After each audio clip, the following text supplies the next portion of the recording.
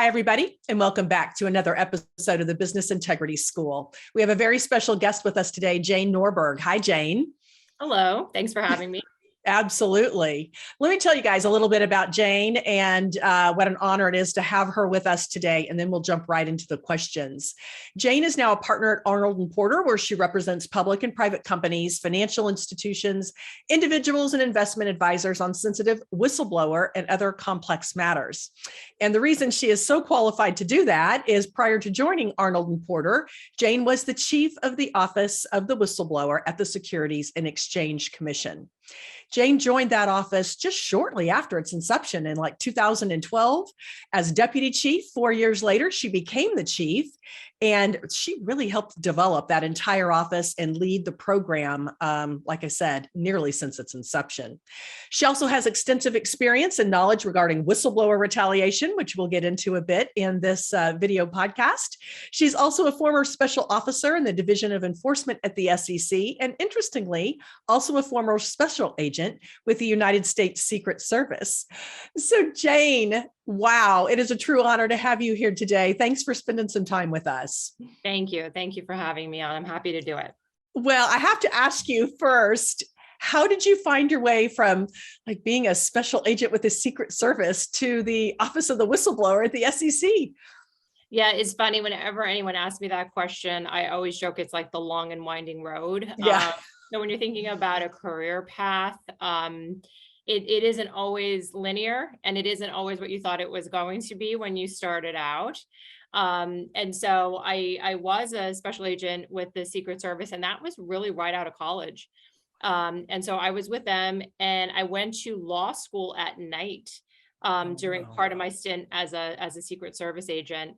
And so I was not only law school by night, I was also arresting people who were bringing in counterfeit money through JFK Airport as well during the day. So it was quite an experience. Maybe not your average law school experience, but no. But from there, I did go to work at a larger law firm in New York City, where I practiced, of all things, which sounds like nothing like what I'm doing now, but it was executive compensation and benefits. And so dealt a lot with, at that time, there's a big boom in IPOs and in mergers and acquisitions, and helping with the stock options and incentives for executives and employees, and making sure everything meshed underneath for the companies and underneath the law. And so that brings me to the SEC, because I had to deal a lot with the Securities Exchange Act of 1934. And so I always had a real interest in disclosures and how those disclosures could potentially impact investors. But I lived in New York City, and so the thought of working at the SEC never really crossed my mind. Sure. But some personal events led us down to the DC area. And so when I arrived here, I wasn't sure what I wanted to do next. And I had young children. Yes. And so I wasn't sure exactly, where what I was going to do next. And then an old colleague told me about this new office, the Office of the Whistleblower, that was opening at the SEC, and that they were, seeking a deputy chief. And I knew I always wanted to work at the SEC. And I thought, well, that sounds interesting because it's a new office. Yeah. And so I, put in my resume, threw my hat in the ring, and was lucky enough to be selected for that position, which has totally, changed my whole career trajectory. Oh, yeah. And I love the fact that you described it as sort of this, it's not always linear. It can be a bit of a winding path. And I always encourage students to think about their careers that way, because, you just never know. So that's great. So, all right, you ended up at the SEC Whistleblower's office. It was brand new. You're the deputy chief. How did that office even come into being? What's its main purpose? Yeah, so it was established pursuant to the Dodd-Frank Act, and you all may recall, or maybe you're too young to recall, but it was really born out of a financial crisis in 2008, and it was at the same time that financial crisis was happening. There was also this thing happening with a Ponzi scheme that was being perpetrated by somebody called Bernie Madoff, which I'm sure you've all heard of. Yes. And And at that time, there was a very famous whistleblower who testified in Congress, talking about how he had reported out to the SEC and other agencies, and that he felt that the SEC had not taken appropriate action with respect to his tip. How interesting. Multiple tips. And the issue there was that his information was going to the SEC, it was going to different regional offices. And it wasn't all contained in one place. And so not only did the Dodd-Frank Act put in place the Office of the Whistleblower, but separate and apart, the SEC realized, after sort of kind of taking it on the chin, so to speak, right, over the Bernie Madoff, and rightfully so, over the Bernie Madoff debacle, they realized, gosh, we need to have like a centralized triaging mechanism. And so they put in place something called the Office of Market Intelligence. And that office actually triages every single tip that comes into the SEC, including whistleblower tips, so that nothing falls through the cracks. So even if somebody sends a tip to, say, the Boston regional office, it's all flows down to one office who's looking at every single piece of intelligence that comes into play to make connections and determine if there's something material happening. And so that was a long-winded way to say that the Office of the Whistleblower, came out of the Dodd-Frank Act. And the whole purpose is to incentivize individuals with information to report it to the SEC if it involves a possible securities law violation. And in return for that, what the whistleblower gets is they get confidentiality protection, meaning that the SEC cannot and will not identify a whistleblower outside the commission unless it's pursuant to, for example, like a discovery request, if the whistleblower, for example, might be a witness for the SEC. And pursuant to the rules of discovery, the accused has a right to know if the person might have a monetary interest in the outcome of the matter. So then that person might have to be identified. But other than that, I mean, it's a rare day when the SEC would have to identify a whistleblower outside of the commission. The other thing that they get is anti-retaliation protections, which I know we're going to talk a little bit more about later. And then finally, and probably the thing that gets all of the attention grabbing headlines, are the monetary awards. So the potential to get a monetary award if the information is so specific, timely, and credible that the commission brings an enforcement action where over $1 million in monetary sanctions are ordered, then that individual, assuming they're otherwise eligible, can receive between 10 and 30% of amounts collected in that matter. And it can be quite substantial. Yeah, that really is the incentive for a number of individuals, is the monetary awards. And it's been pretty eye-popping, at least in the last year, which again, we'll talk about in a minute. But let's talk about how those incentives have worked in terms of just the number of tips. Like, give us a sense of the size of the SEC whistleblower program. How many tips have come in the 10 years, and how many tips come in let's say in the last year? What does that look like? Is it increasing or decreasing? I mean, what is it? Yeah, it's increasing, honestly, to numbers that I never thought would have happened when the program first started running. Just to harken back to like when I started and the program that's getting off the ground. I mean, we didn't know, were we going to get tips? I mean, obviously we figured we'd get some. We had no idea if the program was going to be successful. And thankfully, the tips did start coming in.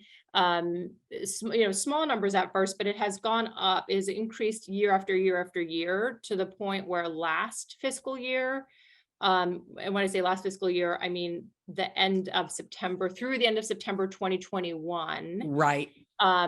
The SEC received over 12,000 whistleblower tips, which is up from 6,900 that they received the year before. So if you think about that, almost double in 1 year. And it's like a true anomaly. Like if you look at the chart, if the students have an opportunity to take a look at the annual report to Congress, if you look at that chart, it's quite stark, because you see like these small changes, and then all of a sudden just this huge long line of like, wow, look at that, look at all those tips that came in the last fiscal year. Yes. Well, we'll drop that report in the show notes for sure. And given that the government's fiscal year is the end of September, we may be able to also include the 2022 report in the show notes. We'll see. But yeah, I mean, so it has really, really been increasing. Well, at least it did in 2021 and seems to have gone up every year. What are the main types of allegations that come in, and has that changed over time? Interestingly, it hasn't. So when whistleblowers submit tips, they are the ones selecting the allegation category. So there's, Okay. If you went in, there would be a question that says, what are you, what is your complaint about? And there would be a number of categories that they can select from.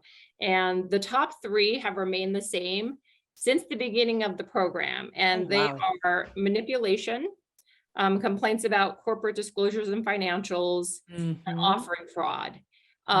This past year was the first time we had full year of data on some new and emerging areas of interest. So for example, cryptocurrencies and coin offerings, which have been a real focus of the SEC recently. Yes. Last fiscal year was the first time they had full year data on that. And I think there was 6% of the tips came in under cryptocurrencies versus just so you have an idea, the highest category of manipulation was like 25%. Okay. It sounds much smaller, but it actually wasn't. I think it was maybe the highest thing around the cryptocurrencies. Yeah.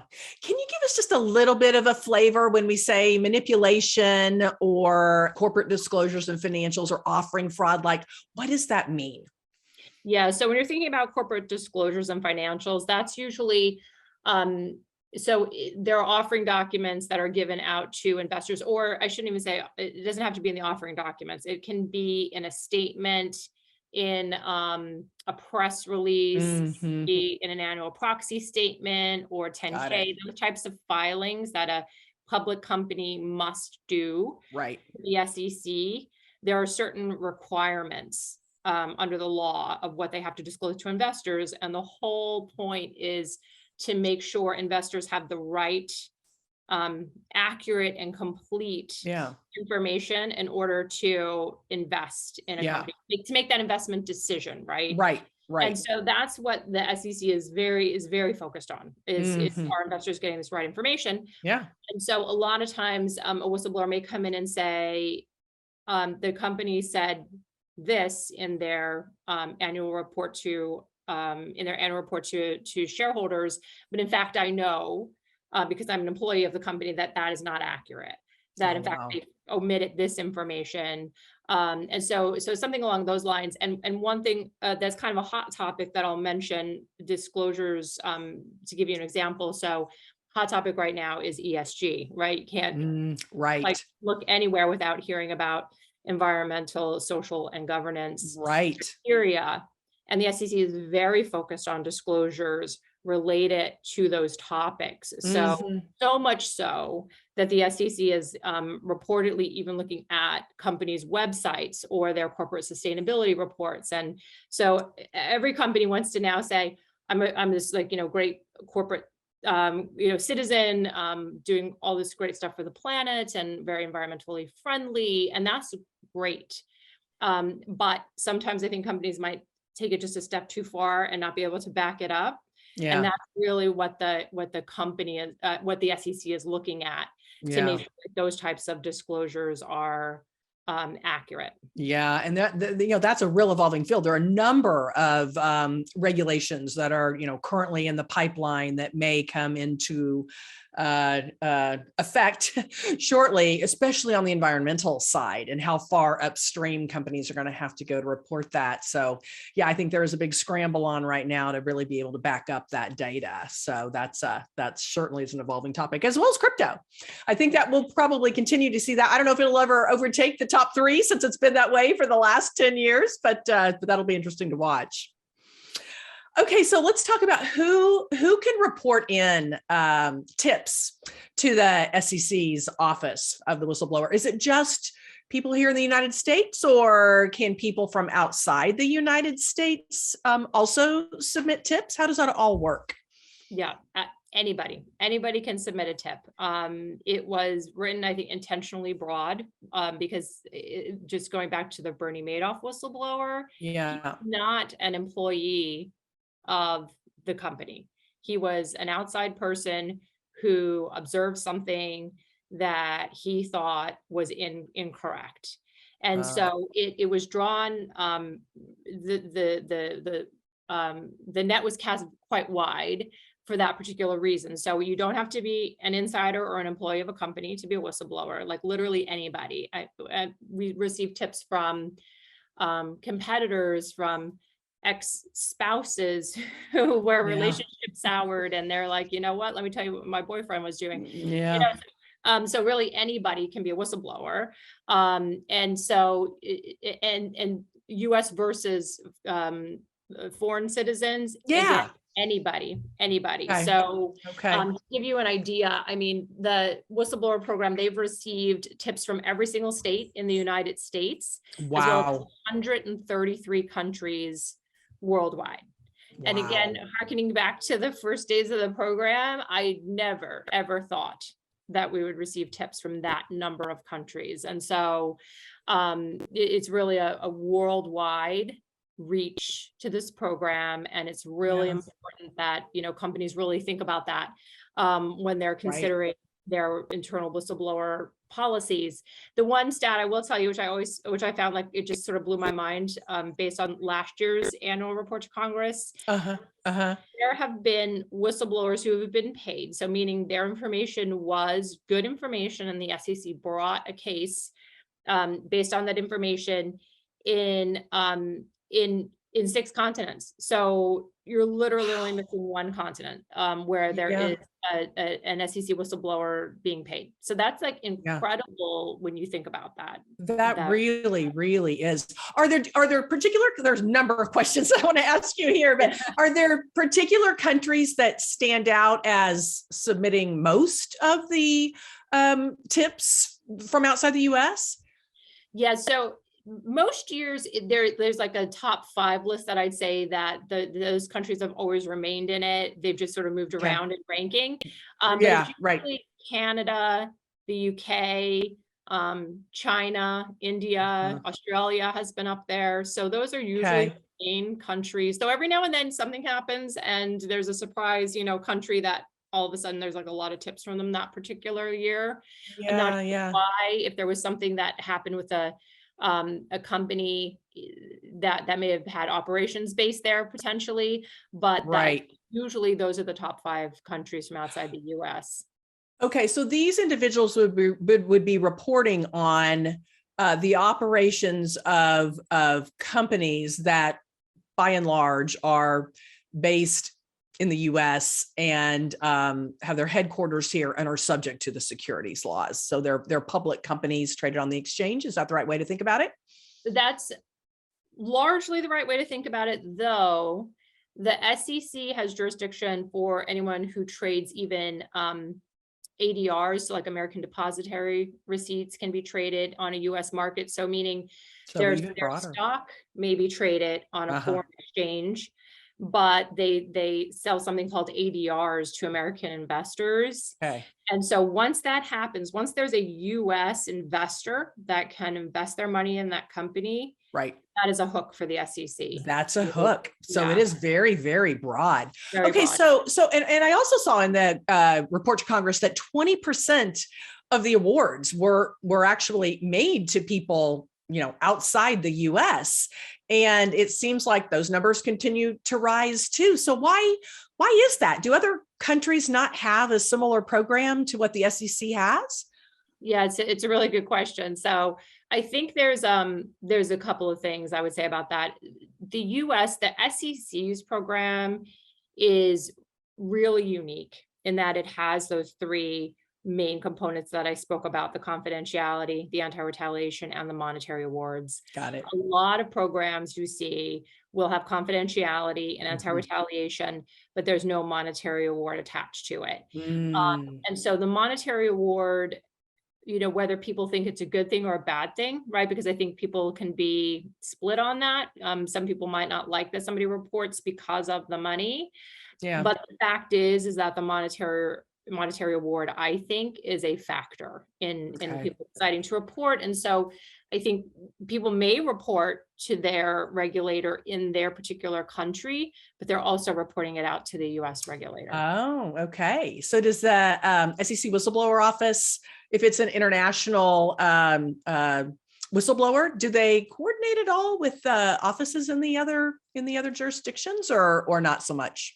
Or is that maybe on the back end?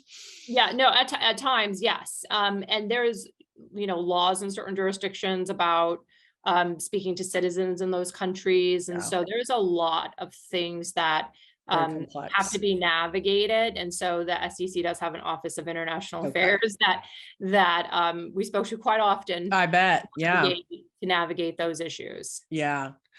Okay. So I think what may be on a lot of people's minds right now is just the question of, wow, didn't know this was available. So when should someone think about potentially using the SEC whistleblower office? So really, anytime there's a possible securities law violation, if you're working at a company and you see an issue that could be impacting investors, that is when the SEC is interested to receive the information. Okay.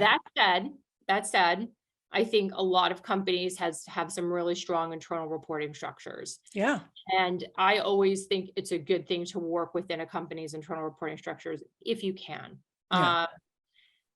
Not every company is strong in that. There, and the SEC did choose to empower an individual to determine whether or not they're comfortable reporting internally or reporting out to the SEC. So internal reporting is not required. Okay. And so what that did, right, is put it on the employers, to put it on the companies to say, you need to bolster your internal reporting structures, get people comfortable that if they report that they're not going to be retaliated against, or some adverse action isn't going to be taken against them. Because I will tell you, when I was the chief of the Office of the Whistleblower, I saw things happen at companies to someone who reported that just blew up the entire relationship, the entire employment relationship with this individual.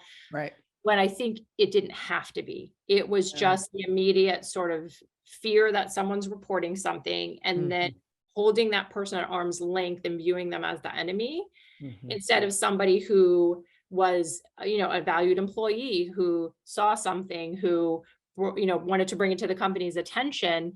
And I do see a lot of missteps in that area. I saw it when I was at the SEC, and I see it here in private practice. That first touch point with an individual is so critical. But in thinking about your students, and them going out into the world and being leaders, and potentially being put in a situation where they're trying to figure out how to handle something. I mean, it's difficult to be put in that situation. Unless you're the CEO of a company, or the chairman of the board, right? You're always reporting up to somebody. Right. So to me, it's about kind of like speaking truth to power, right? So if you see something, instead of saying, yes, and just going along with it, when it's unethical, or worse, illegal, right? It's probably the worst thing you can do. To me, taking it and saying, you know what, here's why this is not correct or accurate, especially when it's crossing over the line to harming investors and being illegal. It's hard to be in that position. I mean, I've spoken to thousands of whistleblowers, and every single one of them would say, I don't want this, but it fell in my lap. And so I've got to deal with it. And so it's a difficult situation. And so I think just, being brave enough to recognize it, and to know, okay, you know what, I can't sit here and be complicit in it. And then raising it internally. And then if that doesn't work, raising it outside. And I'm sure a lot of the students, the leaders in these companies, I mean, some of them may be in a position, quite honestly, where someone's reporting to them, right? Maybe they're the future, general counsels, or chief compliance officers, or CEOs of companies. And that's an even harder position to be in, because you have employees reporting up to you, and they're looking at you saying, okay, now what are you going to do about this problem? Right. That's right. And Cindy, from the role you played, it's hard to be in that position, right? And have have that that on you. So Mhm. it's hard for the person reporting, and it's hard for the leader who's taking the report in to know the best Yeah. thing to do. Yeah. Well, it is a hard position, and it's interesting, and you encourage people to report internally, and the report to Congress from the SEC Whistleblower Office says that most of the award winners from the SEC's office actually did try to use the internal channels first. Like at least over half, like 60%, and of that, 75% of them, I think, raise their concerns internally. So over 60% of the award recipients were current or former insiders. Sorry, got that wrong. So they were current or former employees, and 70 of that group, 75% of them had tried to raise the issue internally first. So does that just say to you that it isn't like, why was there a need then still to go external to that, that those are pretty high numbers. Do you think it's companies don't have the good programs or not doing effective investigations, or is it just kind of a range of different issues? I think it's a range of different issues. I agree with you. I think it's an incredibly high number. Yeah. And 75% is actually down a little bit. So the year before that, it was like 84%. So when you think about those numbers, though, that is a phenomenal amount of people who've reported internally. And what that means in my eyes is that in 75% of the cases, someone at a company knew that there was an issue, right? Yeah. They knew there was an issue. And they may have taken action and they have done an internal investigation, but the person still chose to report out, right? Because the truth is there is still a monetary award component to the SEC's program. Yeah. And you must report it to the SEC in order to avail yourself of the monetary award. So a lot of times I would see employees reporting internally and at the same time reporting to the SEC. Yeah. So they were kind of checking both boxes. Okay. And so Okay. it doesn't mean that they only went one way and then weighed it to see. Got it. I got it. Yeah, but that I makes had heard, sense. but I had heard many times where employees did report internally and their perception was that there wasn't action being taken or they weren't being taken seriously. It doesn't mean that the company wasn't taking it seriously and wasn't taking steps. It's just that the communication that the company was given to the whistleblower was lacking or not what that person wanted to hear. Yeah. And so they felt the need to go outside the company. Yeah. Okay. So we've talked a little bit about the incentives, the monetary awards. Let's talk about that specifically. So what is an average award that is given out, and how much has been given out overall? How much is typically given out in a year? Like what kind of money are we talking about here? So since the beginning of the program, $1.3 billion has been paid to, I think it's around 260 some individuals at this point. Wow. So wait a minute, with a B. With a B. 1.3 billion in 10 years. That's a lot to 214 people. That's not that many. Yeah. It's a lot. And don't quote me on that number because I could be wrong with that. Yeah, but over a billion. It's 1.3 billion is the number of individuals. I could have gone up since my last looking at that stat. But it really is a large number. Last fiscal year, the same year that that large number of tips increased, the number of awards that went out was massive. I think it was over $500,000 in one year. Wow. But that was largely because in that year there were two very large awards, $114 million to, like, in one case to one individual, and in the other case I think there was people who split that $114 million award. So that's like a massively big, that's a big award to pay out. Now when you ask about the range, what the rules say is that the SEC can only pay on amounts collected. So there is the potential that a whistleblower could get nothing, even though their information was good information, a successful enforcement action was brought. If it was based on something where the wrongdoer dissipated the funds, right? There was investor money that was lost and they, spent it on lavish lifestyles, and there was just nothing left. Even though the SEC was able to stop the fraud from going on, there was just nothing to seize and nothing to grab a hold of. And so they can end up like so the range 0 to 140 million is the current range. And so with a lot of in between, so it's really hard to know, whether or not you're actually going to get to get an award.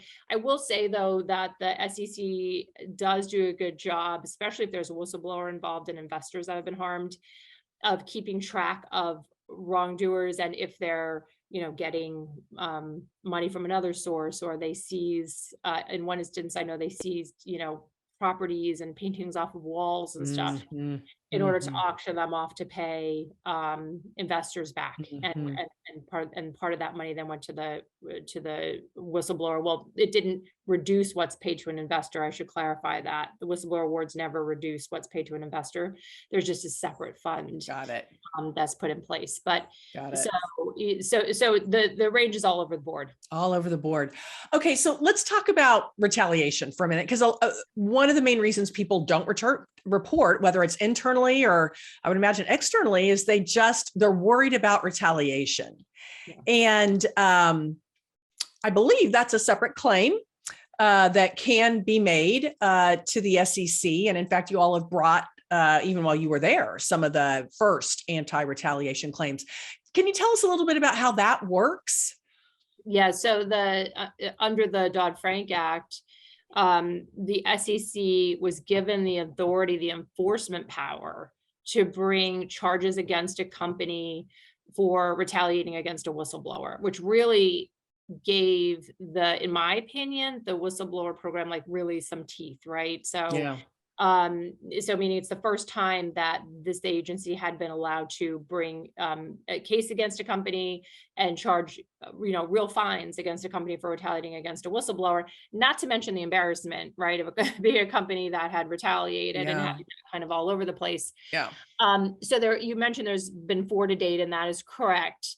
The reason that there's only been 4, when you think about the number of whistleblowers have been paid, it doesn't mean that there's only been 4 people retaliated against. Right. There was a Supreme Court case that was brought by a company called Digital Realty. And in that case, they challenged the SEC's authority to bring retaliation charges against them when the whistleblower did not report the information to the SEC. Because the way the SEC viewed it was, well, they reported internally, and so they're protected, even if they come to us later. And what the Supreme Court said is, no, the information has to be reported to the commission, to the SEC first before the retaliation takes place. And so that, caused kind of a ripple effect, right? Where you have to find that right fact pattern where somebody reported to the SEC and then the retaliation took place. As you can imagine, a lot of times what happens, somebody reports internally, there's an adverse employment action that's taken, and then they're like, hold on a second, I'm going to report out. Right. And unfortunately, that chain of events, that timeline does not work for the SEC to be able to bring an enforcement action. There is still, statutes that do cover those individuals for retaliation, and usually it's under the Sarbanes-Oxley Act. So there is a path forward for them. It's just that the SEC cannot bring a case against a company for that. Okay. Very good. So this has been really great information. There's just one other area I want to explore with you just a little bit, because we've been focused purely on the SEC whistleblower office. But I really think that office in the past 10 years sort of set a great example for other federal whistleblower programs as well. So do you have a sense of how many different whistleblower programs there are, federal whistleblower programs? And what does somebody do how do they know where to go? And what if they're have a concern with a private company? Is there any recourse there? Yeah, it's a really good question. So there are a lot of federal programs. More and more, I think, seeing the success of the SEC's whistleblower program, there have been more federal whistleblower programs that have those 3 components: the money, the confidentiality, and the anti-retaliation protection. Right. That have been popping up. So I'll give you 2 main examples. So there's one under the National Highway Transportation Safety Administration. They have one for whistleblowers who report problems related to cars, right? Got it. Defect, parts defect, things like that might impact the automotive safety. Sure. And I know they have paid out whistleblower awards. Another new one that just actually came out within the last year or so is under the Anti-Money Laundering Act. There's a new whistleblower program, again, the exact same three components as the SEC's. The Commodity Futures Trading Commission also has a mirror, really it's like a sister program to the SEC's, because their program was put in place the exact same time as the SEC's. And for people who aren't familiar with that, the CFTC is a sister organization to the SEC. It's just they have a much smaller jurisdiction. They don't probably grab as many headlines or pay as many awards as the SEC, but mostly because their jurisdiction is smaller, but they have the same type of program. And the other one that I can think of that pays a monetary award is the Internal Revenue Service. That one is the other one that pays a monetary award. If they are not a public company, I mean, there's various places that people can go. There's also state regulators. Oh, okay, good. Well. Yep. The one thing I would say is, even if there is an issue that gets reported to the SEC and it's something that the SEC can't handle, they do share information. Okay, good to know. Consistent with the confidentiality obligations that they have for whistleblowers, but they do share it with other organizations or law enforcement partners, because if there's something happening that should be stopped, if the SEC doesn't have jurisdiction, they're going to pass it on. Got it. Okay. Well, Jane, I want to thank you again so much for your time. This has been a great conversation. I have a fun question to end on, though. What's the best book you've read, or podcast or documentary you've seen, or something that really speaks to this issue, mainstream media, that kind of highlights this issue of speaking up and whistleblowing that piqued your interest? Yeah, there's a lot of good ones, but there was a book that was written called Crisis of Conscience by Tom Mueller. Tom and I have been on a couple of panels together. He's very smart. He's done a lot of research into this topic and spent years, honestly, talking and interviewing different whistleblowers on different areas. And I thought it was a really compelling read. Tom and I don't necessarily agree on some of the SEC thoughts that he has in there, but other than that, I think it's he and I have spoken about that, but I think it's a great book. I actually think, and I would recommend. Great. Well, wonderful. Thank you for that. I appreciate it. Yep, Jane, thanks again. This has been wonderful. Appreciate your time very much. It was a very informative session. Appreciate it. Great. Thank you. Okay. Bye.